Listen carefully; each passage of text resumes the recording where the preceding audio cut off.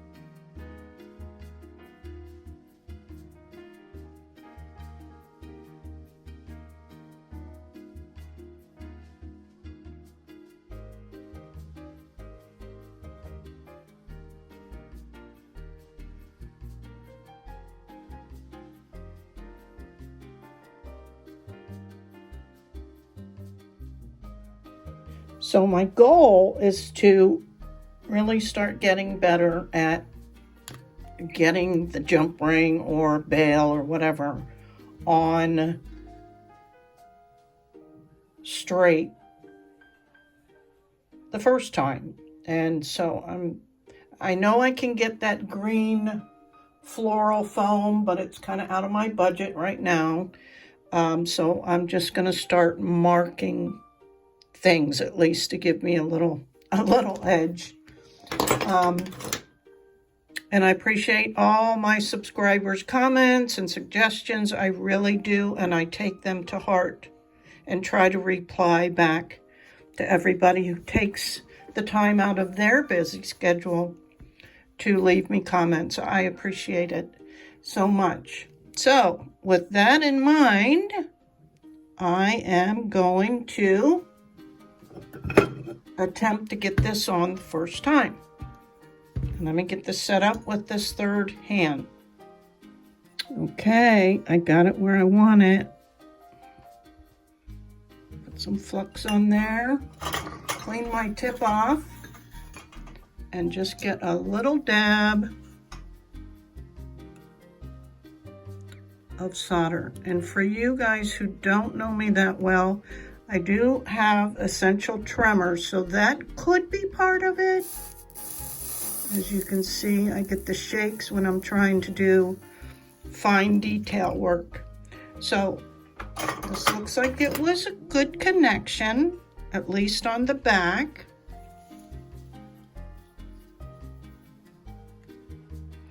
And I'm happy with that. So I'm going to go ahead and just put a little bit more on the front, make sure it's good. And then I'll do a little decorative beading around the edges. Sorry, I was off screen there. But let me get this set up.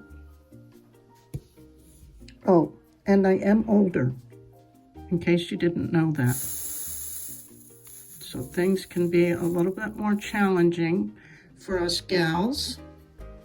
Unlike you young whippersnappers, I like to say. No, I'm just kidding, you guys.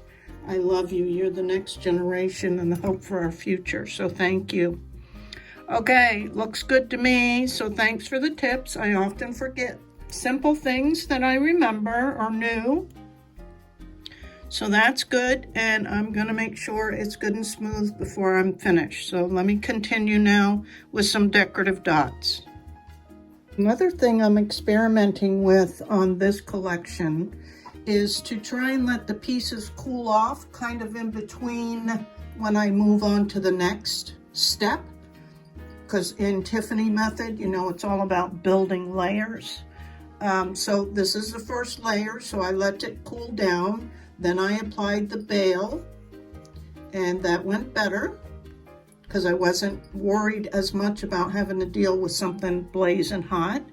And why I say that is because oftentimes I have noticed, at least in some of my pieces, and I've seen other people comment and struggle with some of these issues on some of the Facebook groups, that it appears that sometimes the liquid metal, a lot of people are calling this now, which is true, is that it appears scalded. So it gets kind of a white area on where it gets really too hot.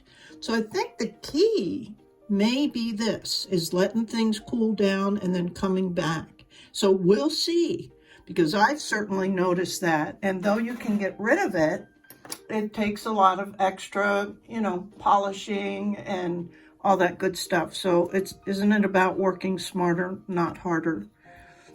So we're going to go ahead and do some decorative dots and take my time and maybe even stop in between and to allow things to cool down and not get so hot.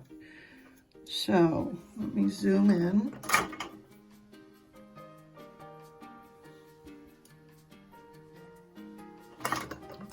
Have a clean tip. Pick up a small amount. I like to start with small, and I kind of use the side of my iron to get the little dots. Like that one's way too big.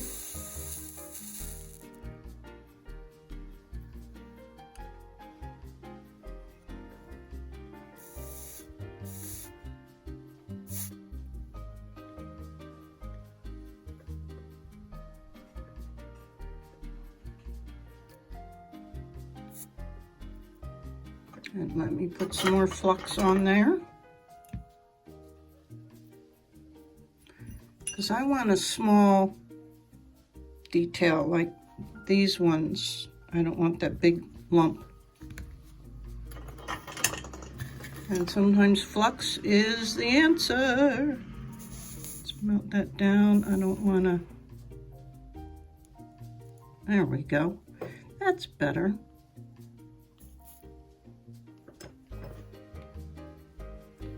And oftentimes we need more flux.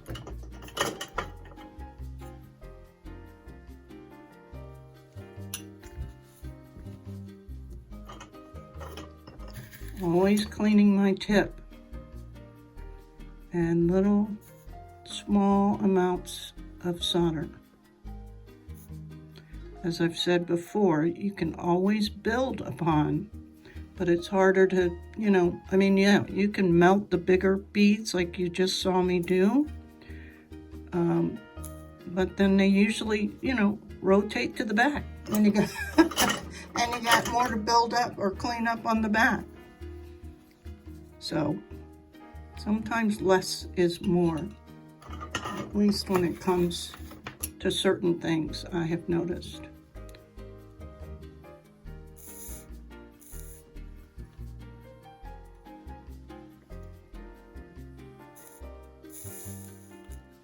Too much there.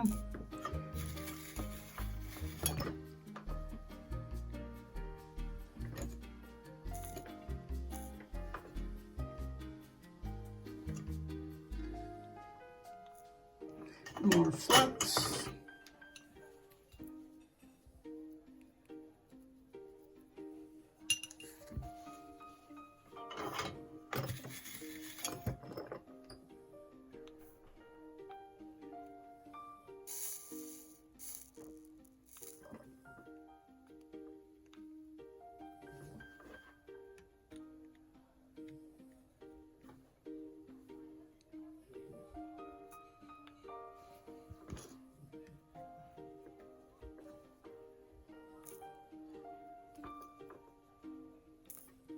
Okay, let me continue. You can see what I'm doing here. That one's too big, so I'll be... But just giving it a nice, consistent edge. Okay, I'll be back.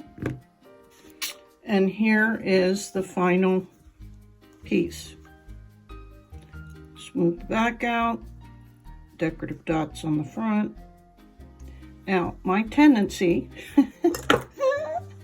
is always to add more. Like, what can I do to make it different? And I thought, man, that would be really cute just to add 3 little beads at the top, which we could totally do. And just using the same technique that we did with building that beautiful hemimorphite, right? Or even the tree of life.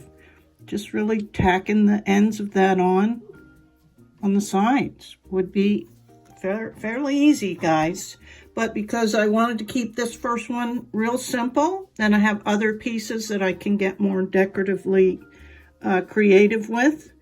We're just going to clean this piece up, add some jump rings and a cord or a chain, and be done with this. Okay, guys, so here you go.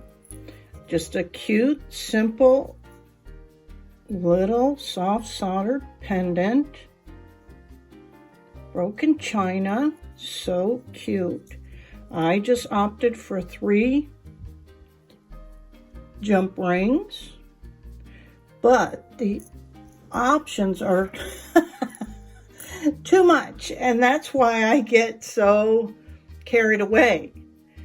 Because in addition to using, say, a decorative bail, just to add a little fanciness, right? You could do that.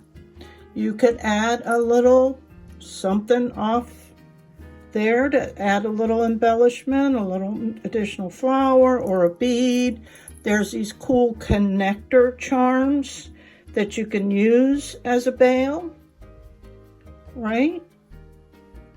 All kinds of different ones. So this is where you just let your imagination go wild.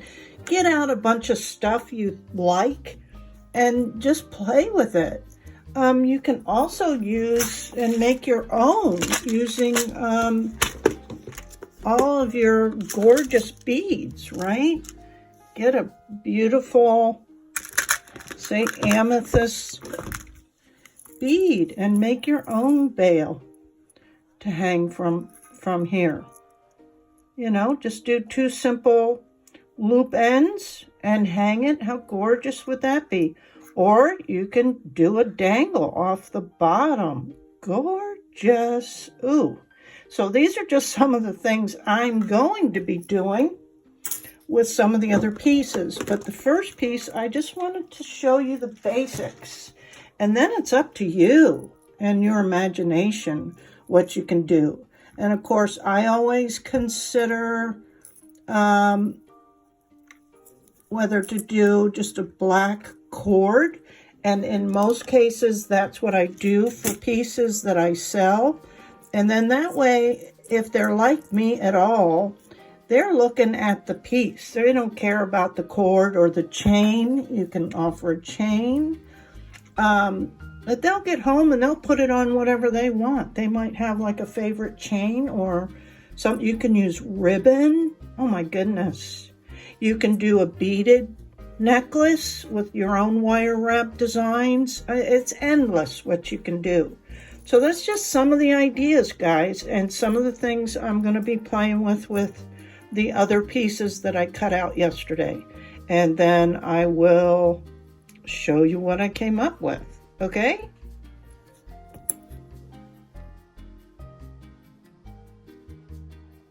Okay guys, so I picked this one to work on next because I knew it would be challenging because of all the different shapes and thicknesses and lumps and natural bumps, but it's a real cool piece to authenticate that this piece is indeed out of China, right? It's pretty clear, but it was challenging just getting the tape on evenly, because maybe you started here, or I started up here, and then it's thick here, so I wanted, yeah, so you follow me, then it was real thick here. So a lot of time goes into a piece like this, and this is where your X-Acto knife comes in handy, that you can get things pretty even, because you guys know I am not a perfectionist, but I like balance. And so I took my time and tried my best to get things at least symmetrical. Like if it was, oops, sorry, if it was just a little hang over here, because I wanted to leave this edge as well. So you follow me, it's pretty equal. Let's just put it that way. But then the second thing was burnishing. Boy, you gotta make sure this is good and burnished, especially because I'm leaving this edge open. And I'll probably do, you know, jump rings here and then have chains come off either side. And I'm always thinking about design aspects, which at first I was like, oh, wouldn't these be pretty up at the top? Because I don't think a dangle will work. It's just too big a piece for a dangle. But I thought that would be pretty. But then I realized I'm not going to have any tape up there to, you know, no way to solder it to unless I went all the way over here. And that would be kind of defeating the purpose. I don't think that would look right. Anyway, I may add it at the bottom, or maybe on the sides, or maybe not at all. And I'm not sure. I may just try to copper patina these edges because the gold is so prevalent here. Or the other thing that I have on my list to try and experiment with, I saw another gal, I think her channel name is the Italian Crafter, the Italian Creative, something like that. I'll try to remember to link it in the video. I've chatted with her a few times. She makes some real cool stuff and uses a lot of the stamping if you want to check her channel out. But she's started, since we sealed the pieces anyway, she started using some like metallic paint to change the silver of the solder to gold. And I like the effects that she's gotten. So I may try this on this piece since it's just going to be the border, right? So we'll see. Anyway, I just wanted to point that out, that how challenging this was because of all of these. Yeah, that's pretty crazy. But I knew it'd be the hardest one. Okay, on to the soldering and decorative features and all that good stuff.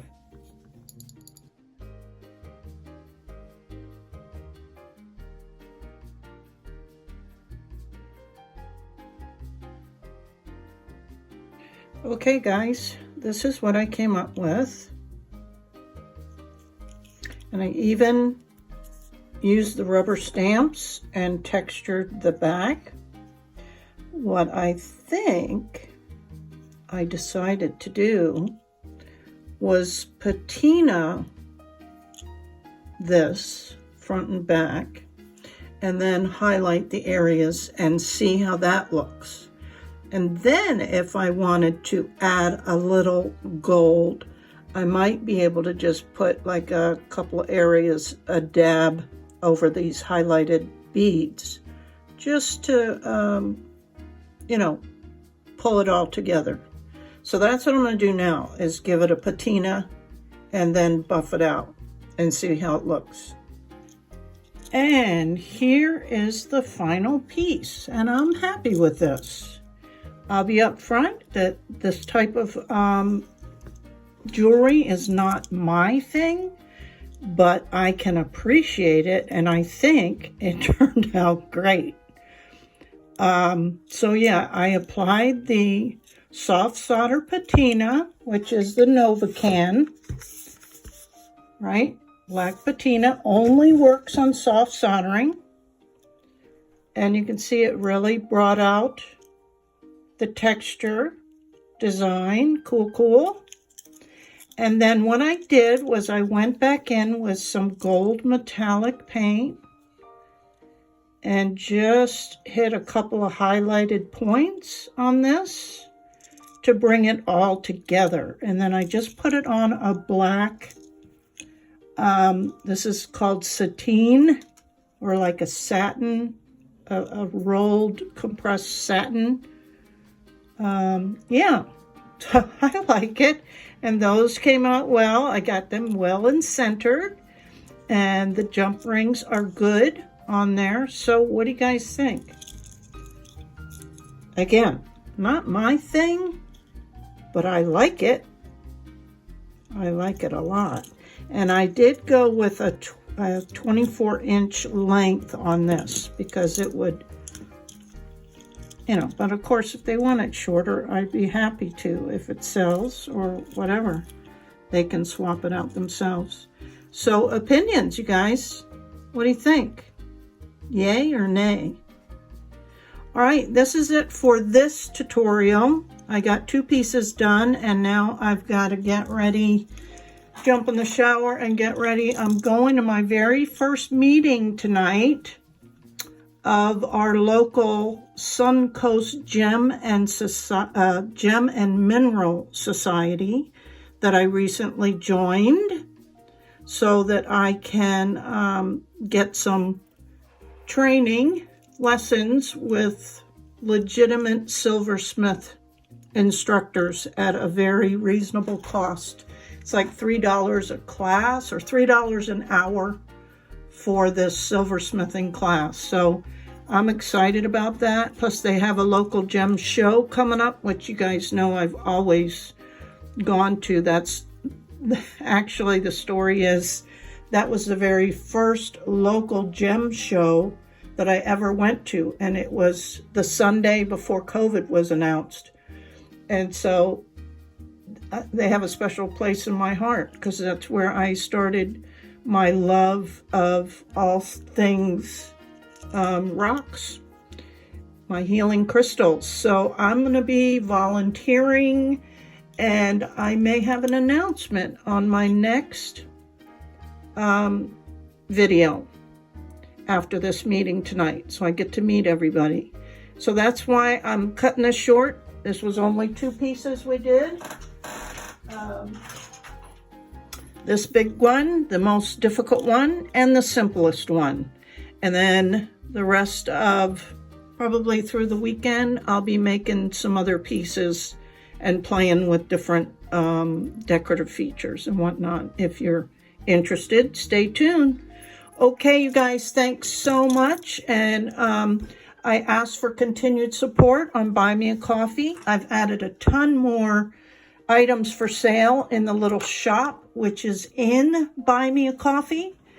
I'm working on some new stuff for paid membership, so bear with me. And also the super thanks button down below the video, like where the share and the like and all that is, there's a little button that says super thanks.